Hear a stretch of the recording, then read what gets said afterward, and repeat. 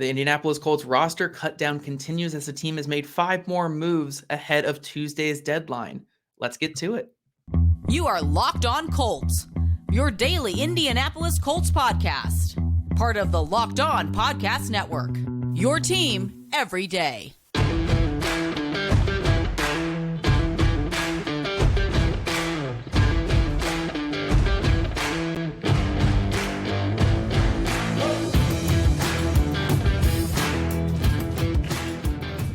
Thank you all for tuning in and making us your first listen of the day. This is your daily podcast covering your Indianapolis Colts, part of the Locked On Podcast Network, your team every day. Today's show is brought to you by Gametime. Download the Gametime app, create an account, and use code LOCKEDONNFL for $20 off your first purchase. That is last-minute tickets, lowest price, guaranteed. Today, I'm Zach Hicks, joined by the sound of silence. Yes, it is just me today on this solo episode of Locked On Colts. You know, Jake does this quite a bit on here, so I figured I would give it my try here and try to do a whole solo episode for you guys. Just me breaking down some of the roster moves that the Colts have made today. And then we're really going to dive into this Jonathan Taylor situation yet again. I know we can't ever get away from this Jonathan Taylor situation. But we're going to talk about how it is nearing its final conclusion coming up here on the Tuesday's deadline. You guys are listening to this on Tuesday. So you guys will probably be having some good news or maybe upsetting news, however you want to take it, come Tuesday's deadline here. And then at the very end, we're going to talk about the Colts running back room without Jonathan Taylor and potential moves they could make to add more bodies into that room. But first, getting off with the news and notes and talking about some of the roster moves that were made today. I'm recording this on Monday at 7:25 p.m. So knowing my luck, there will be a move here at 7:30 p.m. and then I'll record this whole episode and you guys will be hearing it. And I'll just put like a little asterisk in the comment section or in the notes or something like that saying this happened after I recorded. But as of right now, the Colts made 5 roster moves on Monday. 5 roster moves. Again, just the 5 that I know of. They released wide receiver Breshad Perriman, released wide receiver James Washington, and then they waived Donovan Mooten, undrafted free agent out of Houston, waived Dakota Shepley, a center, and then obviously waived Caleb Sampson as well, defensive tackle, who is an undrafted free agent as well. Now, when we're looking at these 5 moves, there's nothing too crazy about them. Obviously, we're looking at the wide receiver room with Breshad Perriman and with James Washington. Those are 2 guys that, you know, as of a couple weeks ago, we thought they could have factored into this wide receiver battle for wide receiver 5. But it looks like it's going to come down to Amari Rodgers, Jawan Winfrey, DJ Montgomery, which is a really great thing to hear there. Love that DJ Montgomery is getting the shot. And then obviously Mike Strawn, who probably has that inside track to the spot, but who knows right now? He's still dealing with an injury. Those other 2 veterans have been playing well, and DJ Montgomery's played really well as well. So yeah, we could see what the Colts do with those with the wide receiver spot right there. Excuse me. Now those other 3 waived players, Donovan Mooten, Dakota Shepley, and Caleb Sampson, they just did not have the greatest offseason. Mooten was clearly at the very bottom of the linebacker depth chart, really never had a shot at cracking the top group at all or cracking this roster because players like Segun Alubi, Grant Stewart, JoJo Doman were just outplaying him throughout camp. So no surprise with that one. Dakota Shepley, a center, just never really established himself whatsoever in the preseason. Was really beat out by Wesley French as the 3rd string center, and even with the injury to Danny Pinter, Dakota Shepley just still didn't do enough this offseason to make the team. And Caleb Sampson is another player where again it came in numbers game. McTelvin Agim was playing better than him, and obviously the other young guys like Adetomi Adebore was outplaying him. So another guy where it makes sense to waive there. But again, those are the 5 roster moves I've got today. If you guys are listening to this and another one has happened, I will put a note in all the show notes here. But that's what I have right now. Another bit of news that we did not cover on yesterday's show, even though it was kind of reported yesterday. But I wanted to make sure you guys got this information because it feels really relevant to this Colts season and just relevant with the injury status of this entire team. Nate Atkins, a good friend of the show over at the Indy Star, reported or just tweeted yesterday. I don't know if it was actually like a report from him, but he did tweet yesterday that tight end Jelani Woods was dealing with a torn hamstring. throughout all of training camp. So I guess he had hurt it back in the spring. I don't know if it was torn back in the spring or what, but it was hurt back in the spring. He re-injured it here in August, and that ended up being a tore hamstring. Head coach Shane Steichen said he's hopeful the tight end is back sooner rather than later. But honestly, when I hear a tore hamstring, I'm not really expecting that to be sooner rather than later. Maybe it's not like a complete tear or anything like that. We don't have like the full information on it, but yeah, with a torn hamstring, I would assume that he could be a player where, you know, when you're looking at this roster cut down day and looking at some of the ways that you can maneuver this roster, you could see a Jelani Woods maybe being an IR candidate. Now, injured reserve has changed quite a bit here in the last couple seasons, ever since the COVID season in 2020. Injured reserved and pup list and all these things have changed quite a bit. So now the way it is with injured reserve is when you put a player on that list, they are to miss 4 weeks at a minimum, and they can come back at any time after that. You know, you can just designate them to return, and then they have a 21-day window to come back. I believe it's a 21-day window to come back once you designate them to return. In the past, you could only designate one player to return from IR the whole year, but now there is a lot more flexibility with that. You can put 50 players designated to return as long as they're all on the active roster when you put them on IR, the active 53-man roster after cut down day. So I'm not saying Jelani Woods is destined for that, but, you know, I think you could look at it that way with the tore hamstring.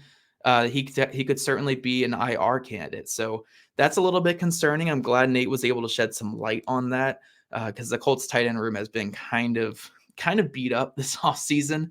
And Jelani Woods has missed a great part of the August practices, I guess, with that torn hamstring. But again, as of right now, guys, we don't have too much news and notes here with the roster moves and just the overall news with the entire roster. I do think, again, Breshad Perriman and James Washington are two veterans that the Colts have released. Neither of those players have to go through waivers because they are vested veterans.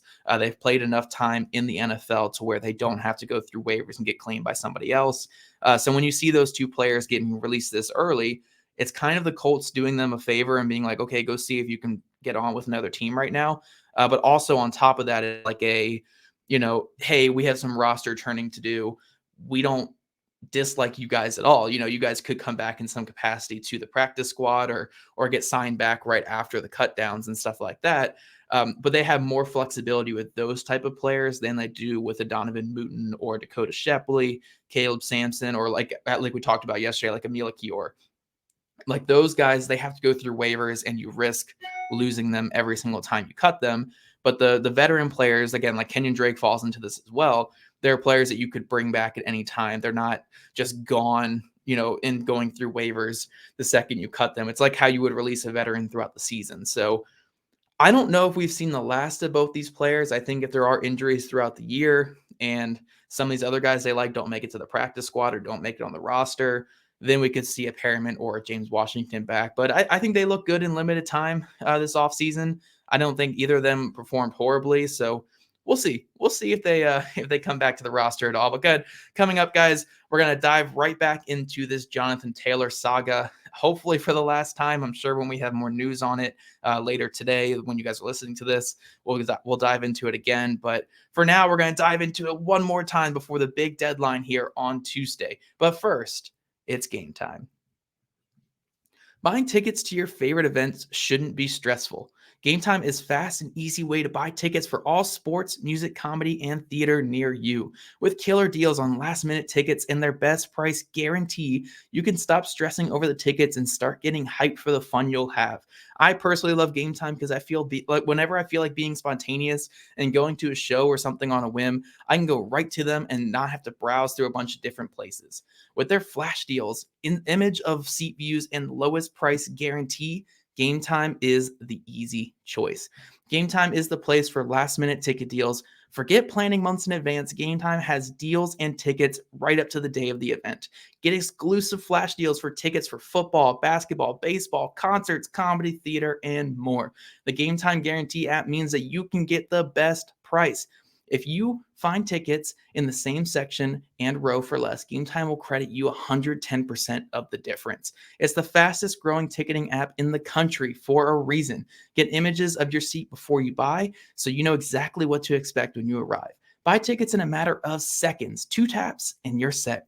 Tickets are directly sent to your phone, so you never have to dig through your email. That's an embarrassing thing. I've been there plenty of times with concerts and stuff like that. Snag the tickets without stress with Gametime. Download the Gametime app, create an account, and use code LOCKEDONNFL for $20 off your first purchase. Terms apply. Again, create an account and redeem code LOCKEDONNFL for $20 off. Download Gametime today. Last-minute tickets, lowest price, guaranteed. And everydayers, I know that this news day is going to be crazy here on Tuesday with all the waiver wire stuff happening, potential trades, claims, obviously the whole Jonathan Taylor saga. We'll be right here on Locked On Colts talking all about it, especially again that Jonathan Taylor thing happened. So everydayers, make sure you tune in to Locked On Colts wherever you listen to your podcast, because we're going to be coming at you guys hot and heavy later today. All right, so diving into segment 2 on today's show, we're talking about Jonathan Taylor. Yes, yet again, it's Jonathan Taylor time on the Locked On Colts podcast.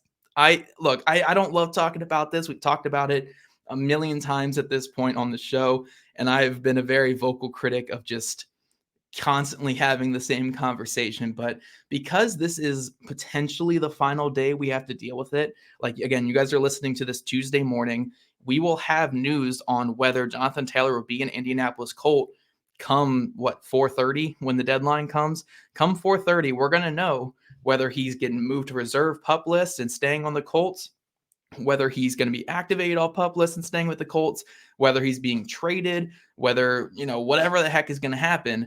We're going to know by 4:30 today when you guys are listening to this. So yeah, we're going to finally get some stuff on it. So I kind of want to run down a little bit of the recent news we've gotten, why the Colts are going to wait until right around that 4:30 deadline, and kind of what we can expect from the Colts and from potential suitors in this potential trade here. So first, Stephen Holder, our Colts beat guy for ESPN, did update a little bit on the situation. It wasn't like the craziest update in the world, but he did mention in his update for ESPN that second team has emerged in the negotiation.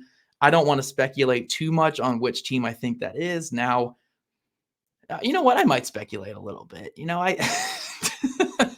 It's my solo podcast. Jake can't hold me down here and tell me not to talk. I feel like it could be the Rams. I know that's kind of where a lot of the guessing game has placed as that second team. The Rams are the type of team that doesn't shy away from making big trades. And obviously Sean McVay would love a running back like Jonathan Taylor. So I'll speculate it's the Rams, even though, again, I don't like to speculate too much. But Josina Anderson also mentioned that the suitors are prepared to make a market contract offer to Jonathan Taylor. Now, that might be an agent leaking that to Josina Anderson, being like, hey, if you're a team that's trying to make an offer, potentially putting together an offer, make sure you're giving Jonathan Taylor a market contract. I don't know what a market contract is right now for running backs. I mean, if you're going off of the recent market for running backs, it's what, 11 million to 12 million a year, which we don't think that's what Jonathan Taylor is going to accept. I don't know if maybe he'd accept that somewhere else compared to Indianapolis, but I feel like I'd be shocked if he would take an $11 to $12 million contract at this point per year. Maybe if you give him 5 years on it, he would take something like that, but I'd be shocked if that's what he takes. So is a market contract offer $14, $15, $16 million a year? Maybe. Maybe your guess is as good as mine with that, but Josina Anderson did say the suitors are prepared to make that market contract offer. It just remains to be said what that market contract is. So the two updates we got from them are there is a second team emerging in the negotiation, and obviously the first team is Miami Dolphins. I'm going to guess that second team is the Los Angeles Rams, but it could be a number of other teams. All we really know of all the teams that kind of showed interest are the Chicago Bears and Denver Broncos are out. So that leaves, I've heard that the Commanders have looked into it. I've heard that the Eagles have kind of looked into it, but I'd be shocked if they were the other team. I think the Rams make the most sense, but again, we'll see. We'll see, guys. A lot of we'll see on this podcast here right now. But Ian Rappaport also spoke on the subject because this is the hottest bit of news in the entire NFL right now, which is, little old small market Indianapolis is just getting all the headlines right now. Ian Rappaport said that he feels like it's likely that Taylor is traded on a segment on the Pat McAfee show. Obviously, that's me paraphrasing here. You can go over to the Pat McAfee show and see the clip on their podcasts, or on even the clip on YouTube, and like Twitter is out there.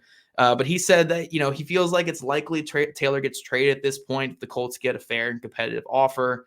He feels like the Colts will take it at this point because that relationship is just soured beyond belief. Obviously, we've talked about it in length on this show a bunch of times, but I would be very, very shocked if Jonathan Taylor plays another snap for the Indianapolis Colts. I do think it's extremely likely he does get traded today. And if he doesn't get traded, I think he'll sit out as long as he can and try not to play. And then when he does come back, he'll try to get traded again. I don't know. It could be even uglier if he doesn't get traded. I think the thing that makes the most sense for both sides right now is just move him to the best offer, whether that's a second round pick and some change, whether that's a conditional first round pick, and you're happy with that. I don't know what it's going to be, but at this point, it makes the most sense to just move on, take what you can get, and start focusing on the future with Anthony Richardson. So it sucks. It really sucks. Like we said on yesterday's show, I never would have expected the situation to get as bad as it's gotten, but it is. Like we can't just sit here and deny how bad it is right now. So yeah, I think I'm with Rappaport on that I think it's extremely likely Jonathan Taylor gets traded. I know we've been saying 50-50 the last couple of weeks, but it probably feels closer to 85-15 that Jonathan Taylor is going to get traded. Again, the Colts aren't just going to give him away, but if they have a somewhat competitive offer, like I think this one gets done. And one more note that I really wanted to make on this segment here, because we're talking about this whole situation, we're talking about the new updates. Now, some of you guys are thinking, like, why not just trade him right now? I'm sure a couple of you guys are thinking that. Why not just trade him right now, get it over with, get him off the team, and just start fresh and get this whole saga behind us? And as much as I would love that, you guys know I would absolutely love that this whole situation to be behind us. It makes a ton of sense for the Colts to wait until like as close as they can get to that 4:30 deadline tomorrow, that 4:30 p.m. Eastern time, by the way, deadline. It makes the most sense to wait as long as possible because desperation will kick in eventually for other teams. Obviously, they know the Colts have to make that decision, but as long as you think there's other competitors that are upping their offers and maybe giving Taylor better contracts and stuff like that, that it leads you to be more likely to offer, more in your offer as well. I know I said offer a lot there, but it makes it more likely that you're going to up your offer as the desperation kicks in, because that deadline is coming and that decision is coming from the Indianapolis Colts. And decisions deadlines spur action. Deadlines spur action. So when it comes to that 4:30 deadline tomorrow, teams will be throwing in their final offers, and the Colts will have the most information available. That's really what you want in this situation. The more time you wait, the more information you're going to get. So waiting right up to that deadline is going to give you just the most information as possible. And that's what the Colts are looking for here. So yeah, I don't expect a decision to be made until, at the earliest, maybe like noon or 1:00. When you guys are listening to this, sorry, on Tuesday. I know I keep saying like tomorrow and today and stuff like that, but Tuesday is the day we're talking about here.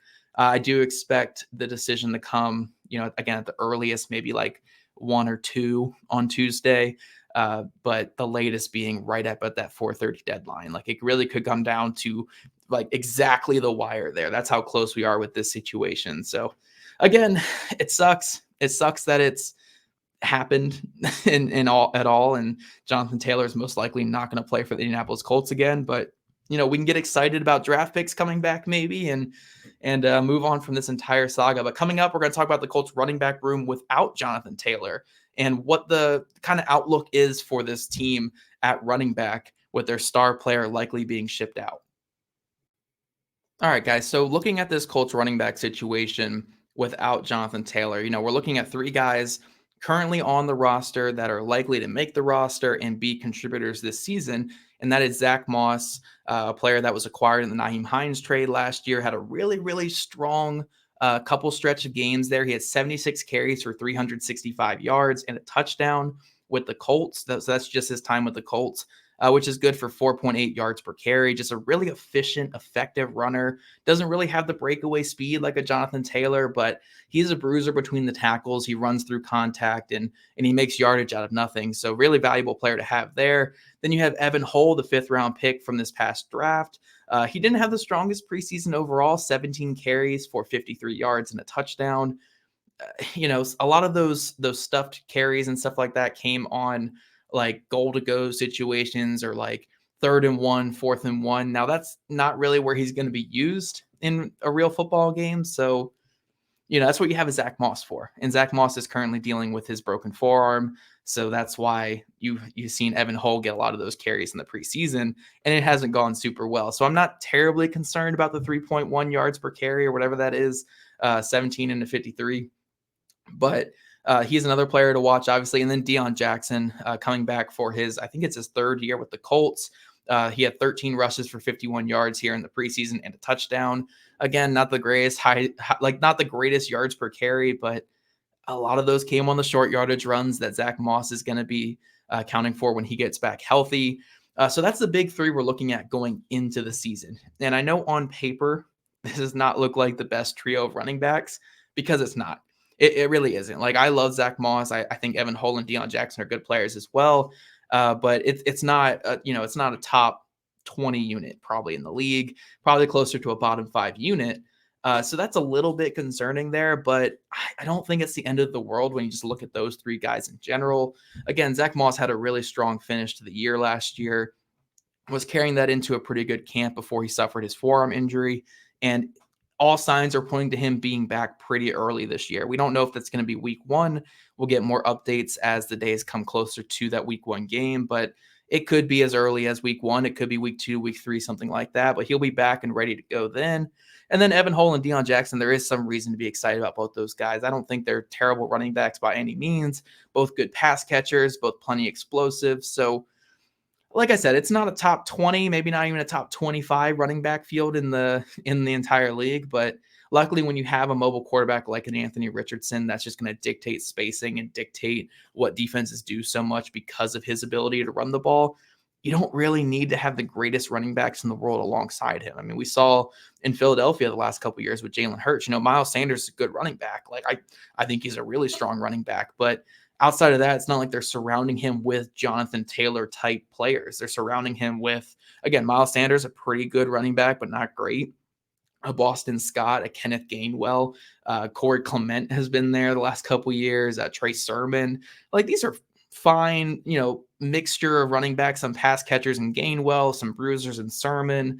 Boston Scott's kind of just a downhill, like, explosive player. Like, these aren't phenomenal running backs, but they were able to have very high yards per carry, very high effectiveness because of that mobile quarterback they're playing alongside. We even saw it with Lamar Jackson early in his career, having a Gus Edwards running for 5.2 yards a carry, whatever it was, during his rookie season or his first season starting. So, I don't think you really need to have that Jonathan Taylor type of running back with an Anthony Richardson. I would love to have one. Like, it's amazing to have one because imagine what Jonathan Taylor with his near 5.0 yards per carry in his career without Anthony Richardson. Imagine what he would do with Anthony Richardson. But unfortunately, that's just probably not going to happen at this point. I think those 3 can be effective, but I wouldn't rule out the Colts also bringing in another running back. Obviously, we have talked a couple times on this show about the veteran that is Kareem Hunt being a running back addition that the Colts can make. I know from talking to a couple people, the Colts did extend an offer to Hunt when they had him in for a visit. Now, Hunt didn't take it at that time, but I think from my understanding of the offer was kind of like, hey, once we figure out the Jonathan Taylor situation, then this offer is out there too. So it was like kind of like we're not really giving you this offer, but like, it's available to you once the Jonathan Taylor situation is concluded.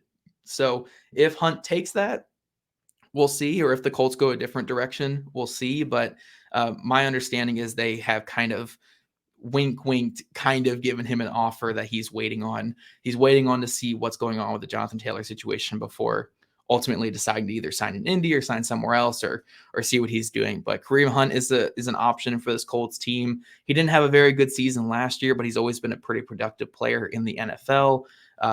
again, last year was not great, but he's a do-it-all back. He's kind of a big bruiser at this point. He's not really a super explosive type, but he's a guy who can get through the hole and fall forward and get you some positive yards. Another notable cut just happened here. Again, I'm recording this Monday night. Earlier in the day, Bam Knight from the New York Jets was released. That's another player who had a couple really good games last year for the Jets. I think he was a 2022 draft pick by them out of, I want to say, NC State. Really solid player, nothing like special there, but a solid player they could add to this running back room. And then obviously, again, there's going to be other potential cuts that the Colts could be looking at across the league when it comes to running back. I mean, teams are going to be cutting running backs that make it on other teams and do positive things all day. That's just what happens with the running back position right now. There's going to be productive players cut, and the Colts could definitely jump on there and add a fourth running back to this trio that we have, aside from Jonathan Taylor at the moment. Outside of that, again, in the trade itself, we could see the Colts adding a running back to the team. If you look at the Rams and Dolphins, which are, again, just me presuming those are the top two teams in this arms race for Jonathan Taylor, they have a couple running backs that could intrigue the Indianapolis Colts. Just looking at the Rams, Cam Akers, a former second-round pick out of Florida State. That's a player that has kind of been the doghouse the last couple years with the Rams, which you don't obviously want to see that, but very talented player who could do some good things here in Indy. And then a Notre Dame guy, which I know you guys all know and love there, Kyren Williams is another option from the Rams. He could be acquired in a potential Rams trade if the Rams send like a second in Kyren Williams or something like that.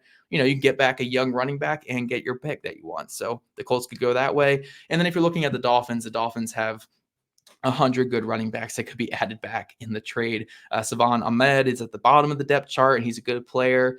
Raheem Mostert's a good player that's been in the league a couple years. Jeff Wilson, he's kind of dealing with an injury right now, but potentially could be in that deal.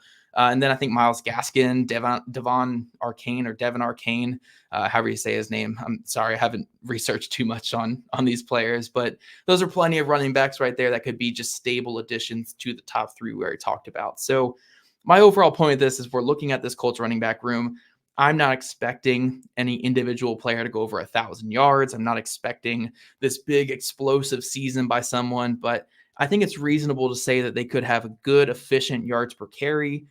Each one of these guys could with an Anthony Richardson without having like the raw production of 1,000-yard season. So you could see stat lines where like Zach Moss rushes 12 times for 55 yards and Evan Hull has 3 rushes for 30 yards and a couple catches. And Deion Jackson has like 4 rushes for like 25 yards. Nothing amazing, but just effective rushing where if you look at all of them together, it's like a modest like 19 for like 80 or something, or 19 for 85. A very, very modest day that you want to see out of your running back room. I think Anthony Richardson opens up the game so much for running backs that you don't really need to have that one superstar. Again, it's awesome to see. I would love to have a superstar running back alongside Anthony Richardson, but the running back is kind of just a mechanism of this offense. It's not the focal point of a Shane Steichen type of offense. So we'll see what the Colts do without Jonathan Taylor. But again, like I mentioned the last couple segments, we're getting to that conclusion of the Jonathan Taylor saga. We're going to be giving you guys the updates here on Locked On Colts. So again, every day, make sure you're tuning into us today. I'm trying to keep this stuff straight. Jake usually keeps me in line here on this podcast. Make sure you're tuning in today, later, Tuesday, as we talk about the Jonathan Taylor saga and it just wrapping up. So every day, we love the support. Keep coming back for all your news and notes on the Jonathan Taylor saga because it is wrapping up. Thank God. And if you don't already, follow at Locked On Colts, at Jake Arthur NFL, and at Zach Hicks 2 on Twitter. Also, subscribe to Locked On Colts podcast on YouTube or wherever you listen to your podcast. We'd love your guys' ratings and reviews, and we'll see you guys back here tomorrow, but maybe this afternoon with Jonathan Taylor updates. But at the worst, we'll see you guys back here tomorrow morning.